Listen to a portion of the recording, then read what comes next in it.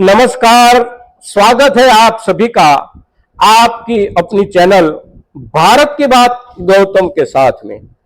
दोस्तों, हम निरंतर आपसे मिलते रहते हैं कोई ना कोई एक एपिसोड से, जिसमें हम बात करते हैं हमारे ग्रामीण जीवन के साथ जुड़े हुए किसी न किसी मुद्दे से, जिसमें ज्यादातर हमारे खेतीबाड़ी को लेकर हम आपसे बात करते हैं।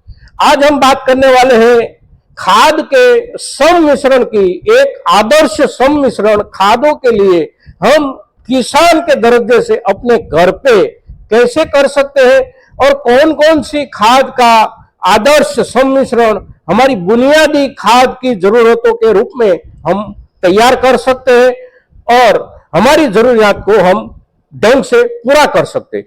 तो आगे देखते हैं, एक खाद और उसके साथ एक दूसरा खाद मिलाकर हम हमारी जरूरत के चारों मुख्य पोषक तत्वों को कैसे सम्मिश्रित कर सकते हैं। दोस्तों, आइए देखते हैं आगे के वीडियो में उसके ऊपर पूरा का पूरा एपिसोड। तो दोस्तों, हम एक आदर्श सम्मिश्रण जो हमारी बुनियादी खाद है, हमारा फाउंडेशन फर्टिलाइजर जो है, उसके बारे में एक आदर्श सम्मिश्रण हम कैसे तैयार कर सकते हैं उसको हम समझते हैं, ढंग से समझते हैं। दोनों खादों की बोरियों के साथ हम समझने का प्रयास करते हैं। तो उसमें मुख्य रूप से जो खाद है हमारी जरूरत की, एक बोरी जो आप देख रहे हैं इधर, यहां पर ये है एमोनियम फॉस्फेट सल्फेट का बोरा है ये, और इसमें 20% एमोनिकल रूप में नाइट्रोजन होता है, 20% फास्फोरस होता है और उसमें 13% सल्फर होता है। तो एमोनियम यानी कि नाइट्रोजन, फास्फोरस और सल्फर, ये तीन चीजें इसमें हमें मिल रही है। लेकिन एक और बाकी रह जाता जो मुख्य तत्व है हमारा, वो हम इसके साथ किस बोरे से, किस खाद से मिला सकते हैं। तो उसके लिए हम इसका प्रयोग कर सकते हैं। इसे MOP बोला जाता है, यानी कि म्यूरेट ऑफ पोटाश का ये बोरा है और ये 50 किलो का बोरा आता है। इसमें केवल एक ही तत्व मिलता है हमें और उसका नाम है पोटाश, जो हमारी प्रमुख 4 तत्वों की जरूरत है उसमें से एक है और इसमें 3 है। और ये दोनों की मिलावट का अनुपात जो होता है वो क्या होता है, तो इसके लिए आदर्श अनुपात ये है कि ये 50 किलो के बोरे में, इस बोरे से हम 15 किलो खाद मिला लेंगे तो ये हो जाएगा 65 किलोग्राम। और 65 किलोग्राम जो हो जाता है उससे हम लगभग 1.5 एकड़ जमीन में अपनी बुनियादी खाद के रूप में इसका प्रयोग कर सकते हैं। इसमें जो आता है 3 तत्व हमारा, उसका प्रतिशत तो हमने पहले बता दिया। इसमें जो पोटाश आता है उसका प्रतिशत है 60%।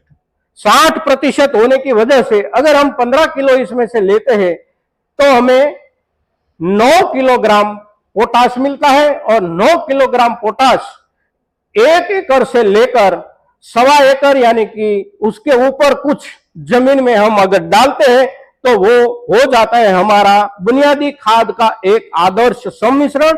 हम किसी भी उपज के लिए इसका प्रयोग कर सकते हैं, जैसे कि कपास हो, मूंगफली हो, बाजरा हो, मक्का हो, कोई भी पैदावार हमारी जो खरीफ सीजन में हमें उगानी है और हमें उसका जो उपज लेना है, उसकी नींव की ये खाद एक आदर्श खाद बन जाती है। दोस्तों, और एक बात, ये जो खाद है MOP यानी म्यूरेट ऑफ पोटाश, ये केवल इसमें अकेला तत्व होने की वजह से, अगर एक बच्चा खाद है हमारे पास तो उसके ऊपर कोई रासायनिक प्रक्रिया नहीं होती, क्योंकि इसमें दूसरा कोई मिलावटी तत्व नहीं है।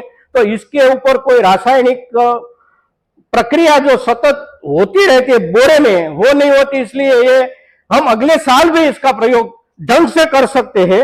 ये ढंग से प्रयोग करने में 1 साल के बाद भी वही की वही स्थिति में हमें मिलता रहता है। अगर हमारे घर में इसका बाकी का भाग अगर पड़ा है तो वो फेल नहीं हो जाता, अगले वर्ष भी हम इसका प्रयोग कर सकते हैं दोस्तों। तो आज जो हमने इस एपिसोड में जो बात की है, ये बात हमारे ज्यादा से ज्यादा किसानों तक पहुंचे, ये जिम्मेवारी आप सभी की बनती है। क्योंकि आप देखते हैं, और आप देखते हैं तो देखने के बाद किसी भी और किसान को जिसके साथ आपकी पहचान है, जिसके साथ आपका कोई रिश्ता है, तो उससे भी आप आपके मोबाइल से शेयर कर सकते हैं।